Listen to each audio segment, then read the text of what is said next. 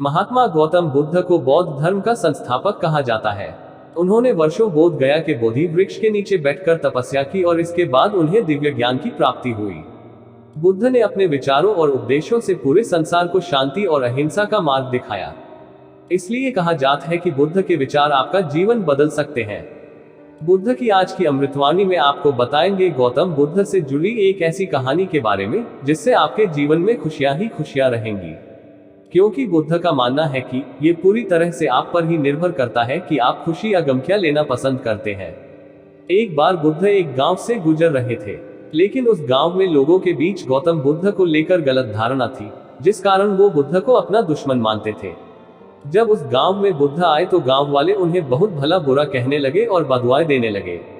लेकिन इसके बावजूद भी बुद्ध गांव वालों की बात शांति से और मुस्कुरा कर चुपचाप सुनते रहे। गांव वालों ने देखा कि उनकी बातों का बुद्ध पर कोई असर नहीं हो रहा है और वे विनम्रता से उनकी बातें सुन रहे हैं।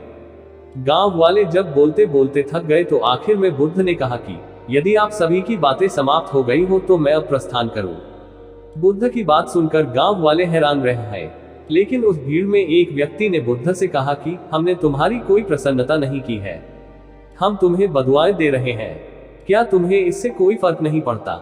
बुद्ध मुस्कुराते हुए बोले, जाओ, मैं आपकी गालियां या बददुओं को लेता ही नहीं। आपके द्वारा दी गई गालियों से भला मेरा क्या होगा? जब तक कि मैं आपकी गालियों को स्वीकार ही नहीं करता इसका कोई परिणाम ही नहीं होगा। जानते हैं, कुछ दिन पहले एक व्यक्ति ने मुझे बहुत सारे उपहार दिए, लेकिन मैंने उसे लेने से मना कर दिया। जब मैं लूंगा ही नहीं तो कोई मुझे कैसे दे पाएगा? बुद्ध ने पूछा, बताइए, अगर मैंने उपहार नहीं लिया तो उपहार देने वाले व्यक्ति ने क्या किया होगा? भीड़ में से किसी ने कहा, व्यक्ति ने अपने उपहार को अपने पास रख लिया होगा। बुद्ध ने कहा, मुझे आप सब पर इसलिए दया आती है क्योंकि मैं आपकी इन गालियों को लेने में असमर्थ हूं और आपकी ये गालियां आपके पास ही रह जाएगी। सीख। भगवान गौतम बुद्ध के जीवन से जुड़ी इस कहानी से यह सीख मिलती है कि हम अक्सर अपने दुखों का कारण दूसरों को समझते हैं, लेकिन असल में ये हम पर ही निर्भर करता है कि हम वास्तव में क्या लेना चाहते हैं, खुशी या गम, उदासी या मुस्कान।